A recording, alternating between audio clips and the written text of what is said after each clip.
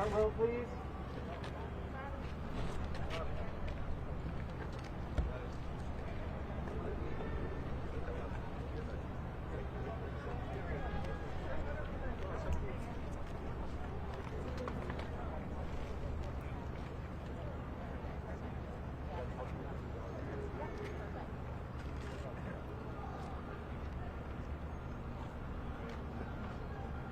Good morning, everyone, and thank you very much for being here. We are here today to mark an important day in the history of Chicago Public Schools and in our city. First, we are here to announce who will be the next leader of the Chicago Public Schools. And let me talk about the process by which we conducted this national search. And make no mistake, this wasn't just any kind of search. First, rather than revealing the mayor's pick from behind a totally closed door process, we set about a different path, a different process. We hired a search firm, we invited the public into the process, and this time, board members had a meaningful and important role in the process. Seems like common sense and ordinary, but in Chicago, this process was truly historic. And throughout the entire process, we maintained a laser focus on finding a candidate that not only had a proven track record of serving a large urban public school district and one that was as diverse as ours, but also shared the lived experiences of the students and the families that make our school communities so great. It's that kind of authentic leadership that has made CPS so successful in driving student excellence over the years. And yes, Dr. Janice Jackson raised the bar on excellence for CEOs. When our school district is led by someone who embodies excellence and also has a lived experience similar to the student that they serve every day, it not only helps ensure that the students' unique needs are met, but it showcases to them, their parents and guardians, and our entire CPS community, that they too can get into leadership positions and thrive. It says quite clearly that you can be what you see. The needs of our students also demand someone who is not only empathetic and a role model, but also someone who has a demonstrated track record of success. Someone who understands how to motivate and get the best from our students, our faculty, and our staff, and has a clear vision of what success looks like, and will hold himself accountable to those measurements of excellence. We had a great outpouring of interest across the nation for this position, and I want to thank all those who expressed their interest and participated in this process, especially our finalists. We met a number of interesting people who shared their vision and identified the challenges but also the opportunities in leading CPS. And I am very pleased to announce that this historic process yielded an historic candidate. An immigrant from Mexico who came to Chicago and grew up right here in Pilsen. His public education journey began at CPS. He attended schools on the Lower West Side, including this one, Benito Juarez, which we are at this morning. As the eldest of 12 children, the individual has also had a deep sense of responsibility that has made him conscious of the ways in which he can pave the ways of success for others. Ladies and gentlemen, please join me in welcoming Pedro Martinez, a son of Chicago, back home.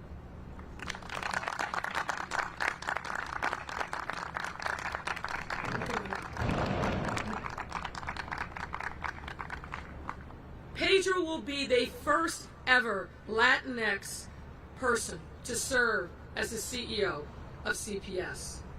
So let me tell you a bit more about him. He was the first of his siblings to graduate college, making him a role model within his family, and that much more passionate about expanding students' access to high-quality education. It was that experience, that passion, and the connections he formed with dedicated teachers during his time as a student at CPS that would then fuel his trajectory for its entire career. Before entering the public education field, Pedro served as a director of finance, having graduated from the University of Illinois with a degree in accounting. And he worked for Deloitte and PwC as an audit supervisor, and then later went to work for his client, Catholic Charities of the Archdiocese of Chicago.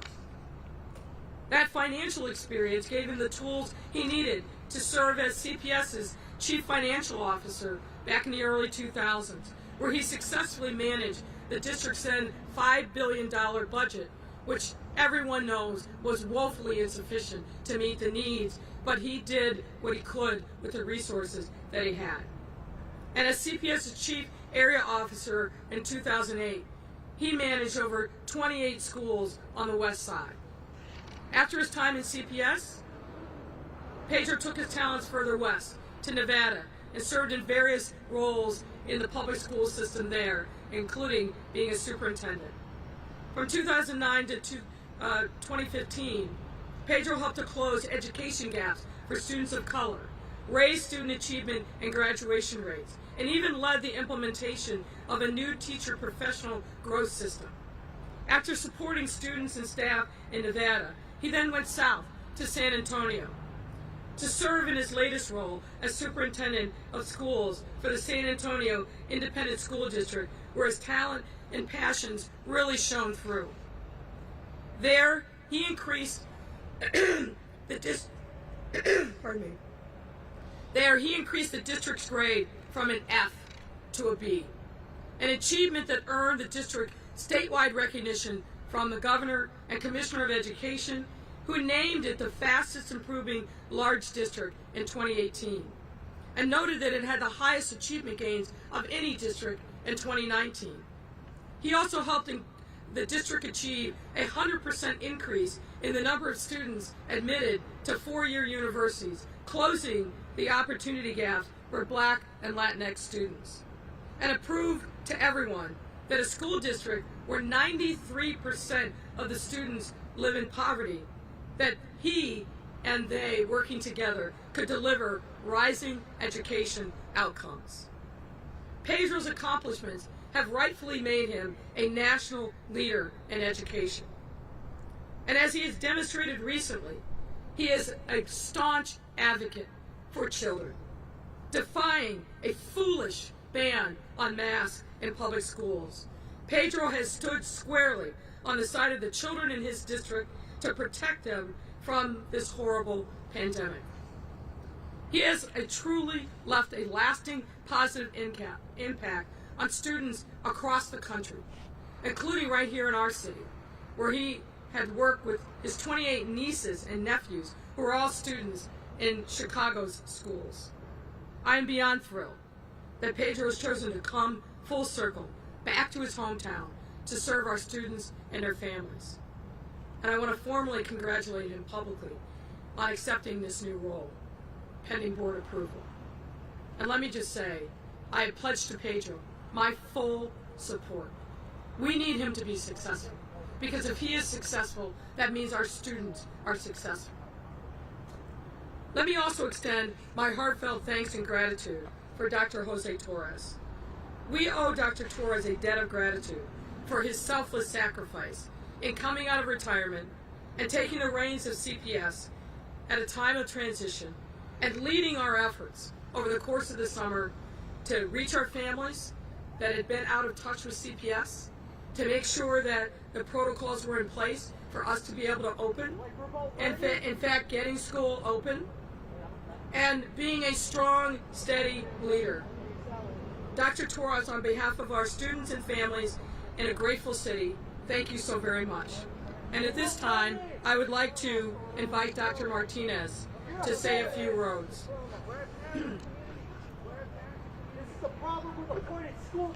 Ladies and gentlemen, here's what I would ask of you.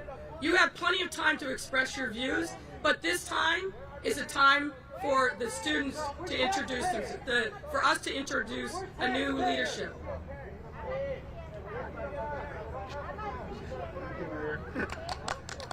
Hello, everyone.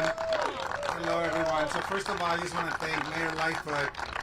I couldn't be more excited to work for a champion and a leader that's willing to take tough issues here in the city of Chicago, a city that I love, a city where I grew up, where it all started for me. My father brought us to this country. In fact, my sister Maria is here with me. My mom is with me. My mother-in-law also, and one of my nieces is here as well. But it all started here. My father came when I was turning 6. Maria was just, she was just about 1 year old. And we came to Chicago because Chicago embraced us as immigrants. It was the churches here in Pilsen, St. Procopius, St. Pius, Providence of God, that embraced my family. I started at Walsh Elementary School. It was a 6th grade teacher, Mr. Asher, that saw something in me that as an immigrant child, I couldn't see myself. And it was a relay. It was a relay of amazing educators that really made a change the trajectory of my life as well as the life of my family. From Mr. Asher in 6th grade, Mr. Tibbet in 7th and 8th grade, to teachers here at Benito Juarez, Ms. O'Connor, Ms. Megan, there's so many of them, Ms. Trent, Mr. Smith, all teachers that saw something in me that I couldn't see myself. And I remind our teachers every day how powerful they are, because that's what they do for our children. That's the ability. And so I have a commitment, I will make a commitment that I will be making sure that I listen to my teachers, that we listen to our parents. We know that right now, as we're fighting this pandemic, we got to give ourselves some grace. This last year, for the entire nation, for the entire world, it was difficult for our families, it was difficult for our staff, it was difficult for our children. And I know, and again, I joined I joined Mayor Lightfoot in thanking Dr. Torres. We got the district open. And now, of course, we have to now keep it open and with a priority on safety and stability. But I just want to share with you that I am so excited because I know the potential of our children. I know that when we partner with our parents and teachers and the amazing, amazing community organizations that are here in the city of Chicago, there's just a wealth of them, as well as leadership across our city. I know what's possible for our children. I know that our children can reach their full potential, and all of us united, we can achieve that. We can make Chicago the best district in the country. We can not only build on its success, but we can make sure that every child has that access and that opportunity that we know is possible in this amazing city. And that is what I'm excited about. That is what motivates me. As the mayor said earlier, I have a very strong track record for all children, including our Latino children here in Chicago, where I know we still have challenges of overcrowded. Our African American children, that I know we have to build trust with those communities, and we have to ensure that they have the same access to the quality options that this district has as everybody else, as well as all of our children, because again, it's all of us together. It's the city of neighborhoods. That is our strength. And I pledge to you that my goal is to bring people to the table, to work with each neighborhood, and really ensure that every child has that high quality choice for that child. As a parent myself, I have an 11-year-old son and a 7-year-old daughter. By the way, they're both very excited to come back to Chicago because our family's all here, and they all have their little cohorts with my nephews and nieces. But I know as a parent, and I share the concerns of our parents. I know how difficult it is right now managing through COVID. I understand. My children right now don't have access to vaccines. I understand the fears.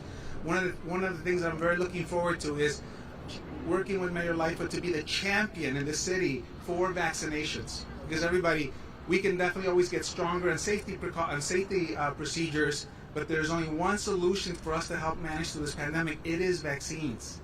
And so I'm excited to partner with the mayor, with our Department of Health, and I've seen the progress that the city has made on vaccines. But we know that this is the beginning. We're going to be in the vaccine, in encouraging vaccines for a very long time, and I am optimistic that our 5 to 11-year-olds are going to be approved hopefully in the next month or so. So this is the time for us to come together. We have to be united. We cannot be fighting within ourselves. The enemy is COVID. The enemy is the systemic racism we've had in our country. The enemy is poverty. There are many enemies. We are on the same side. We are on the same side, and I pledge to you, Mayor, our board president, to our staff, we are going to unite people because we are on the same side. But again, thank you, Mayor. I'm just honored, Mayor. I am honored that you the process you developed gave me an opportunity as a native, somebody from Chicago, an immigrant kid, to come back home and to come to his dream job. Thank you, ma'am.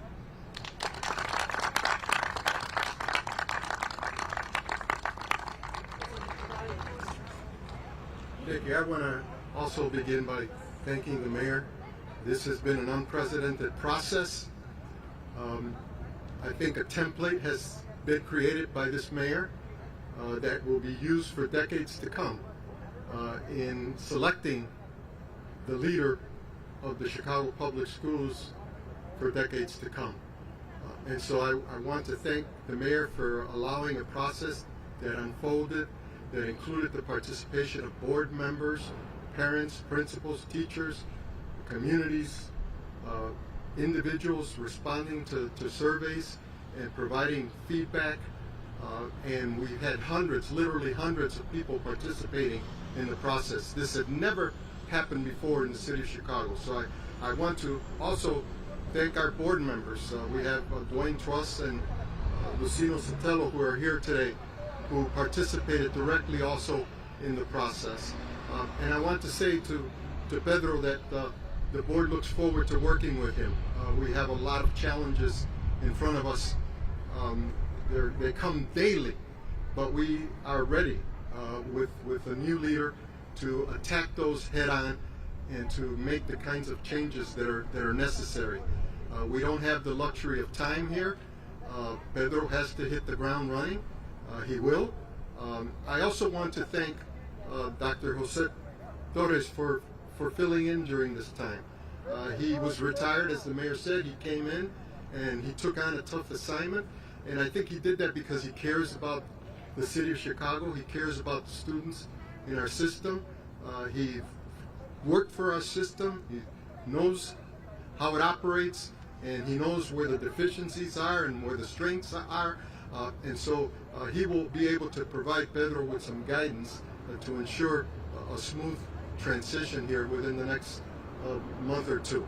And so once again, thank you, Mayor, for allowing this process to work and for honoring the process.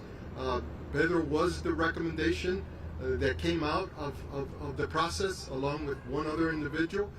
And so we are appreciative that the mayor saw fit, unlike in previous administrations, to really listen and take the lead of a democratic, small d, democratic process that I think led us to this historic day here today. Thank you.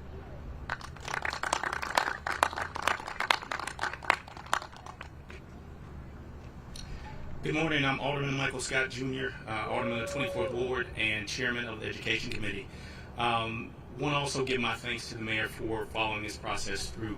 There has not been a time in the city where parents and the board members and all folks from all lives and all walks of the city of Chicago had an opportunity to participate in who the next leader of CPS will be. I, as a parent, am very it makes my heart warm to understand that we have a seat at the table. Now, my seat is not the real seat. My wife is actually the CPS parent in the family. So I know, talking to her and understanding that she has a voice and she knows that she can go to the board and to this new CEO and voice her opinion is really important. Pedro talked a lot about being involved with parents. That is what parents want. That is what parents need. That is what's going to move the district forward, and that is what is going to unite us. And so thank you, Pedro, for your commitment to honoring parents' wishes and bringing them to the seat at the table. I also want to thank Dr. Jackson. We talked a lot yesterday in City Council about how she set the table for the next CEO and how the lift won't be so heavy because of all of the work and all of the people that she put in place. And so I would be remiss without thanking her, and then also thanking Dr. Torres, who has done, I think, a marvelous job in the short time that he has had here at CPS in making sure that the district is open on time, and our children are safe and they're back in schools. And so thank you for your commitment to the city of Chicago. Thank you to our students, and thank you to our parents. Again, I want to wish well to Pedro. I know that he has been around, and we had a brief conversation this morning. He has been through CPS for a long time. As a matter of fact, he and my father worked together when my father was the board president and he was the chief financial officer. And so I want to offer my friendship and my mentorship as he's moving through the city of Chicago, the same way that my father did with him when he was here. Good luck and welcome home.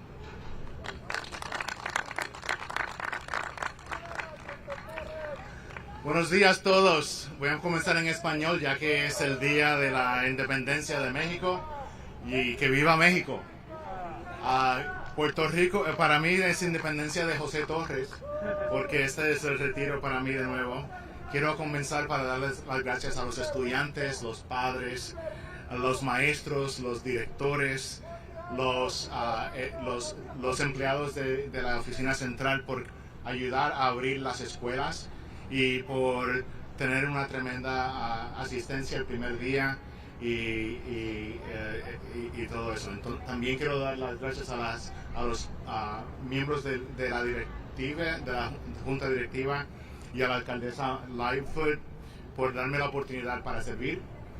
Y finalmente felicidades a mi amigo Pedro Martinez por tener esta posición. Y como decimos, vamos a pasar el batón, ¿no? Y entonces yo tengo un batón, pero sí tengo un pin que te lo quiero dar. Este es el batón para ti. Gracias. Y felicidades. So happy Mexican Day, Independence Day. Que viva México. And I also mentioned that it was, in a sense, Puerto Rican Independence Day, at least Jose Torres Independence Day. Because I get to go back to something that I started for a minute. I want to begin by thanking the parents and the students and the teachers, the school leaders, central office staff for really working very diligently in opening schools on August 30 with all the mitigation factors and filters that we were able to put in place. We had a great first day attendance. We have great enrollment numbers that on September 27th, the 20th day, we'll be able to disclose. I want to thank the board members that are here, President Del Valle, and the other board members for their trust and the opportunity to serve. And thank you, Mayor Lightfoot, for the call. And finally, I want to congratulate Pedro Martinez for, and I passed the baton. I don't know, you noticed that I gave him a pin. I don't have another pin. So that's yours. So best wishes for a successful and long tenure. Thank you.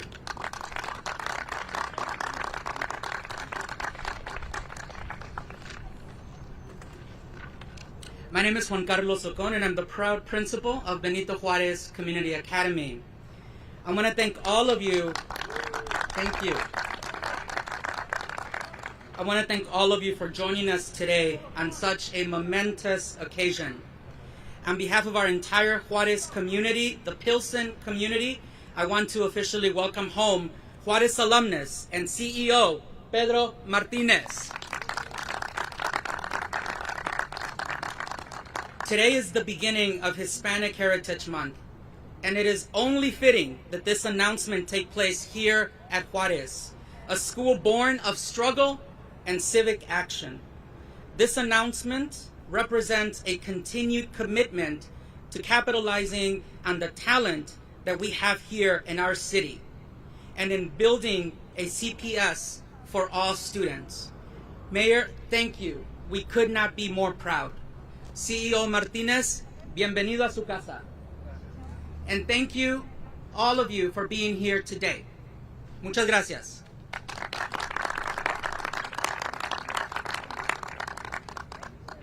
Now we're happy to answer questions from the press. All right, members of the media, we have 2 questions per reporter. Alejandro will be passing down the mic. Let's start off with Craig Wall. I guess, Mayor, I had a question for Mr. Martinez, if we could, to start out. Sure. Welcome to the Chicago Press Club. Chicago will be moving to a fully elected school board, phased-in approach. How did that factor into your decision, and what concerns do you have about how that will impact your ability to do your job?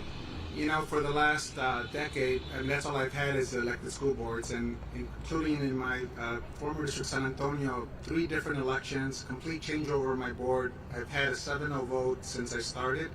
And what I've learned is that it's about alignment. But I'll tell you, the only concern I would have is to have the support of the mayor, support of the city, to tackle these challenges of poverty, to tackle these challenges of, just the historic segregation issues that we've had here in the city that I grew up with. You need everybody at the table. And to have the power of the mayor's office, there's nothing like that. And so if there's any concern, I don't want to lose that. And so, because we need a champion not only for the district but for the city. And if we could, Mayor, if we could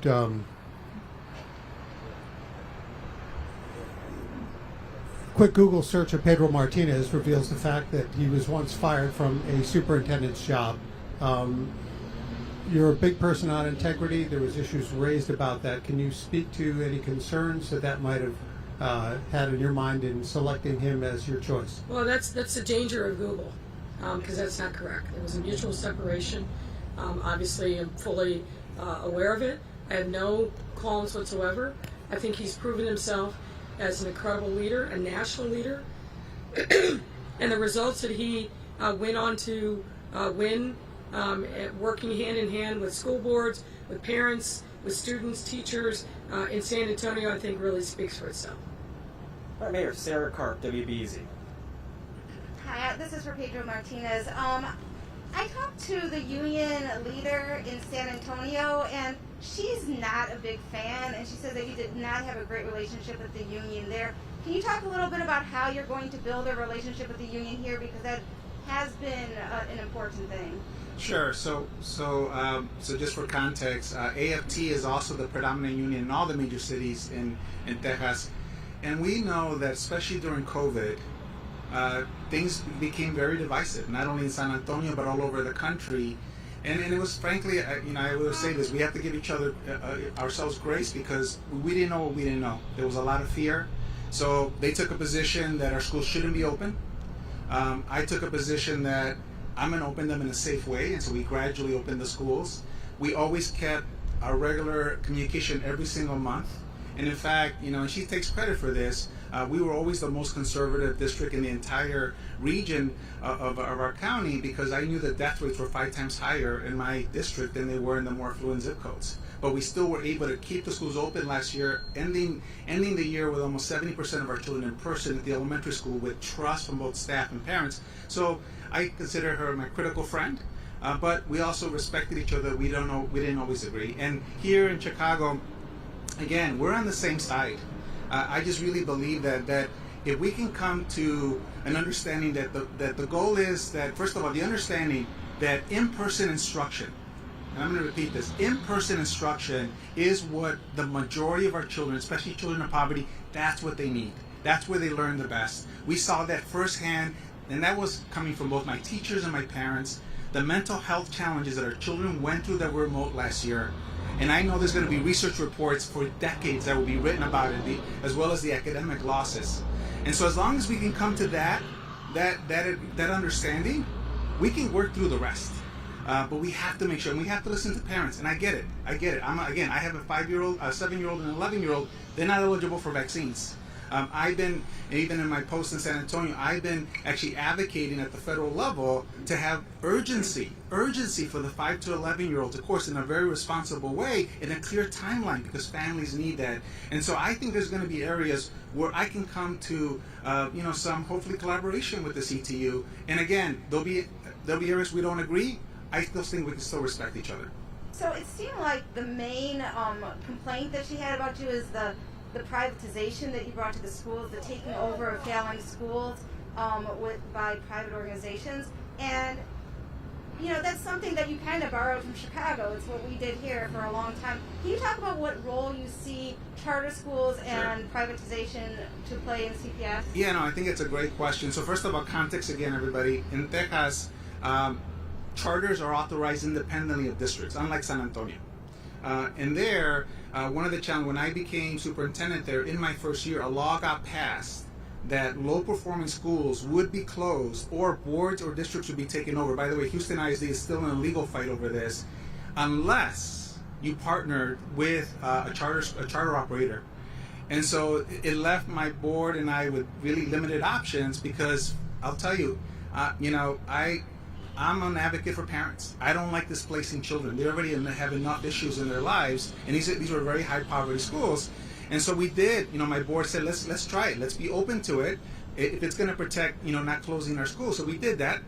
Of course, that was completely against the philosophy of our union. Fast forward, lessons that I've learned. Districts are always the best at turning around their own schools if they're given the chance. And so we have turned around over 70% we reduced our low performing schools by more than 70% pre-COVID, and we're on track to reduce it another 70% in the first year when COVID hit. And frankly, the operators that we partner with haven't done as strong of a job. The schools are a little better, but they're not. And so what I've learned is that charter operators can bring some interesting lessons and some good strategies, and frankly, there's some good charter operators here in Chicago. But there is no magic bullet.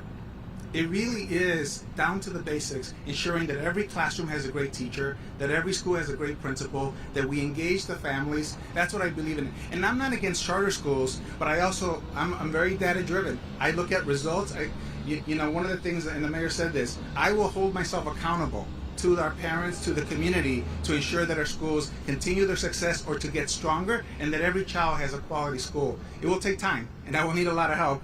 I can't do it by myself, but I commit to you. And again, we have to look at strategies, because if I'm a parent, what I want to know that I'm going to have a loving teacher in the classroom of my children. That I'm going to have a teacher that's going to build their aspirations, whether it's a charter school or a traditional school. But again, there's been some valuable lessons that I've learned just from our experience in San Antonio and in Texas. And every charter has to be charters that we have our values, and we control the enrollment. They don't get to choose which children, which is very different than the independent charters. All right, Tamon Bradley, WGN. Welcome home, Pedro. I would imagine as you applied for this job, you did your homework on the district. Can you tell us just your thoughts? Where is CPS? Where does CPS need to go? What are the major challenges? And also, is it a better district than it was when you were here? So it definitely is a better district than I was here. When I look at, I was saying this to our principal here in Juarez. I was in Chicago when we established the post-secondary initiative that still exists today. And I said, when I see record numbers of children from Benito Juarez going to four-year colleges, that's when I know that our initiative has arrived, and that has been happening in Benito Juarez. So it's definitely better. I think the challenge is, frankly, is we need to navigate together through this pandemic. It really is. There's going to be longer-term challenges that I promise, I commit to you, we will have discussions about that. But right now, in the short term, we need to make sure that our schools have everything they need. Dr. Torres has done a great job, but again, this pandemic continues to evolve. Every time we think we're ahead of it, we're just not. And so we're humbled by it. And so we need to make sure that we work together. We have a champion with our mayor to make sure that all the resources around health, vaccinations, they're going to be there for us. And thank you, Mayor, because that's not what I have in my state right now, or in my former state. All right, Marianne Ahern, NBC5. Mr. Martinez, please stay. Thank you very much. One of the comments that the Chicago Teachers Union has made here is that you do not have a background as a teacher, and that you don't have an education degree, but you will come with an MBA. Does that help or hurt?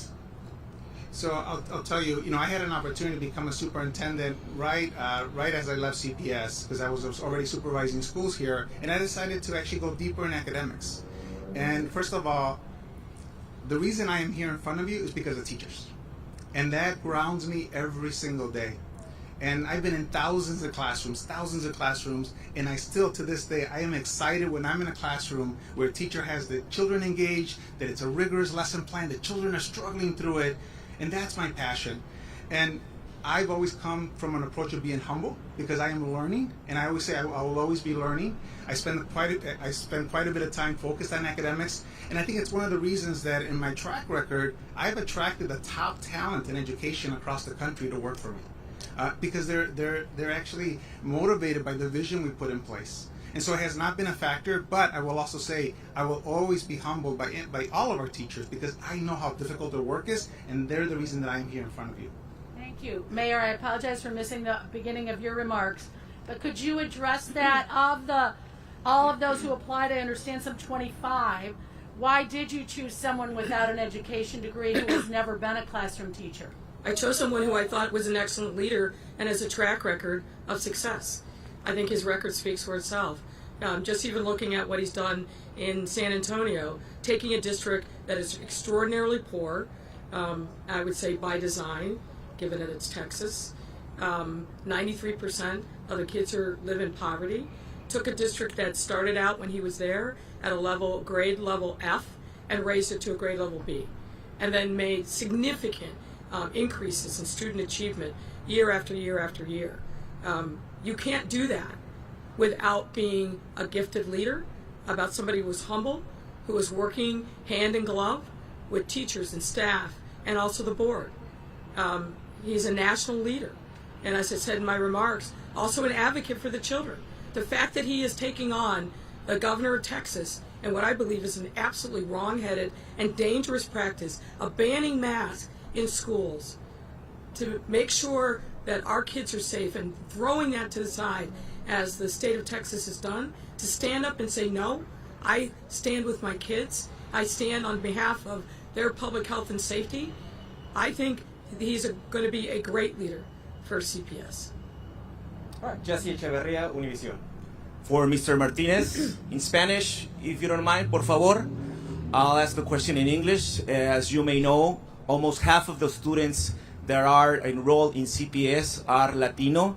In Spanish, would you please share what is your commitment to this community in particular, and also how important it is for you to maintain open the dual language programs, dual language schools? Sí, no, para mí me da mucho orgullo representando la comunidad latina, pero también representando la ciudad de Chicago. I am very proud of being able to represent the Latino community, but really representing the entire city of Chicago. And one of the things that I'm most proud of in Texas, in San Antonio, me da mucho orgullo que cuando empecé en Texas, con 30% a lo menos de niños que inglés era su segundo idioma, nomás teníamos dos programas de dual en 100 escuelas. Ahora ya tenemos más de 61. Y tenemos el programa que está creciendo más en todo el país. Y esos niños ahorita están teniendo éxito que está hasta más del distrito.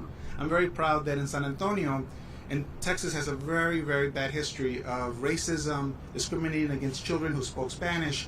We started with 2 dual language programs in 100 schools, and now we have 61, all in partnership with teachers and parents. And now our ELL children, English language learners, are now outperforming the entire district and the entire state. Y para mí me da mucho orgullo trabajando con los padres, porque nosotros, mis padres viniendo de México, yo sé que nuestros padres tienen el mismo sueño para todos sus niños, que todos tengan su éxito, que todos superen los padres. I know that for all of our families, they have the same dream. They want their children to do better than this, especially our immigrant families who came here with nothing. So for me, I'm just proud to be able to support those families, but really, again, support all of our families here in the city of Chicago. Iris Berrios, Telemundo. In Spanish too, for Mr. Martinez. Welcome to Chicago. Y lo que me gustaría saber es qué significa para usted el ser nombrado como el CEO de CPS en un día como hoy, cuando su comunidad celebra la independencia. Y segundo, ¿cuál es el mensaje que usted tiene para los padres que piden como opción tener el aprendizaje de forma remota? Primero, me da mucho orgullo porque para ser un niño que vino aquí en Chicago de inmigrante, con mi papá que trabajó 2 trabajos toda su vida, murió de una edad que ni siquiera conoció mi hijo porque una vida muy dura. Y para estar aquí, en esta posición, pudiendo ayudar a todos nuestros niños en la ciudad de Chicago, para mí es algo muy, muy emocional. To be an immigrant child, to come to this country with nothing. My father worked 2 jobs all of his life. He died at a young age. Never even got to know my son because he had such a hard life. And to be here now in this position, to be able to impact so many of our children, I'm just beyond emotion. Yo voy a escuchar a los padres. Yo sé que las escuelas ahorita están trabajando ahorita para asegurar que los niños están seguros, pero también yo sé que los padres están preocupados. Así que quiero escucharlos, quiero entender lo que está pasando y para ver cómo los podemos ayudar. I know that our parents right now are scared. Our schools are doing the best they can in keeping our children safe, but we also know that parents are scared. And so again, I'm committing to listen to our parents, understand what their concerns are, and again, really look at what is the best way to serve their children. All right, Greg Pratt, Tribune. Good morning and welcome. And Mayor, just on the big picture of privatization in charter schools, you know, there's a history, and Mr. Martinez spoke about his thoughts on that and some of that context. But what are your thoughts now on privatization in charter schools, and could we see more of that in Chicago? Well, we obviously have an agreement with the Chicago Teachers Union that speaks to that. My focus is, and my challenge to CPS all along has been, let's make sure that we improve the quality of the schools that we have. Hold them all accountable. Charter, CPS schools, or our option schools. It's not acceptable that any different standard operates across any of them. What we want is the highest performing schools that are meeting the needs of our students and our families to make sure that our kids are set up for success in whatever their life journeys is. So that's what I'm focused on. Mila from Choppy. Hi, I have a question for Mr. Martinez and one for Mayor Lightfoot. Which one did you want first? I guess I'll start with you since you're at the podium. I was wondering if you could give us a sense of the compensation package that Mr. Martinez is receiving and whether we will get a copy of his contract soon. The final details will be worked out, and as soon as they're available, we will let you know. So it's not finalized yet? We haven't inked the deal, but we have agreed on the broad strokes of the terms. Are you able to touch on some of the broad strokes, or not We will let you know as soon as we finalize the deal. Okay. And for Mr. Martinez, I just wanted to clarify, do you start immediately, or do you have a start date set for later in the school year, and what's on your to-do list for your first weeks on the job? Yeah, absolutely. So, I mean, I'm very blessed that my district in San Antonio is in such a good position. I have a very strong team there, and I've already talked to my board, and they know that this is my hometown. And so my plan is to start the last week of September, right around September 29th, to have a few days overlap with Dr. Torres, and really to hit the road running. Again, I've been in the middle of the pandemic just like all of you, so it's nothing new for me. And there's some lessons that I've learned, but I also want to step back and really understand what's happening here in our schools. And like I said, I know that our staff here in CPS, they're doing the best they can to keep our children safe. And for me, it's just, again, being their cheerleader, their supporter, as well as, again, being the supporter and cheer for our parents, because I know this is a difficult time. That will be really what I'm going to be looking at right from the beginning. And like I said earlier, you will see, and we have an amazing champion with the mayor, this push on vaccines, because that is the only way we're going to get through this pandemic. And that includes advocacy at the federal level so that there's an urgency and a clear timeline of when those vaccines will be available for our children. All right, Nader, sometimes with the last two questions. Welcome to Chicago, Mr. Martinez. Special education has been a big issue at CPS for a number of years, and your predecessor, Dr. Janice Jackson, made it a priority when she came in. I think a lot of parents and advocates would say it still hasn't been fixed. Is that something you'll be focusing on coming into the CEO office, and how do you plan to address some of the problems? No, absolutely. I'm very proud that in San Antonio, especially at the secondary level, our outcomes are amazing for our special needs children in terms of college readiness, being able to get living wage jobs right after high school. And so I really want to understand what's happening in special ed. And there's two separate issues, right? So one is ensuring that families are getting all the services that they deserve, and that's one priority that I want to focus on and understand what is happening there. The other is just really looking at our academic data to make sure that the achievement gaps, that we are transparent about them, that we understand also the impact it has on our African American boys and on our Latino boys. And so those are things that I want to prioritize and look at. But again, I want to first understand and listen. And I want parents at the table, I want our staff at the table, and then all of us working together to solve those issues. Is this on? Yeah. Another issue that's been big over the past year, not just in Chicago but across the country, is the issue of school police. And here it's been a huge protest point for students wanting to remove police from schools. The district has undergone a process over the past year for schools to reimagine safety plans. What's your stance on school police? Do you think there should be uniformed police officers in public schools? And how do you feel about the district's contract with the police department? It's a great question. So it's a tough balance, I will tell you, because first of all, our parents want and require safety in our schools, including safety against anything that we've seen events that have happened across the nation. In one of my districts, I actually saw an event firsthand where a child actually killed a teacher, a 12-year-old. And so it's a tough conversation. For me, I think we have to have the conversation, understand the concerns. First of all, I will tell you, I am a big believer that our police officers should never be used for disciplinary actions. But we also have to balance, again, how do we ensure the safety in the schools? What I'm really looking forward to understanding, especially here coming back to Chicago, most districts in the country have their own police forces where they can train them in a certain way on how to work with our children. We sort of have a little bit of a hybrid here. And so that's something that I just want to explore with our police chief, with the mayor, and really try to see what's the best solution for our schools. But like I said, my commitment is I need to make sure we're meeting the needs of parents. Parents want schools to be safe. I understand also that, again, and this is frankly our fault on the educator side, we should not be using officers for disciplining. I think it puts them in a very, very difficult position, and frankly, it's not their fault. And so again, let's have that conversation. It's one of the great conversations we need to have, and we need to figure out how to come with some solution together. Thank you very much, everyone. That's a wrap. Have a great day.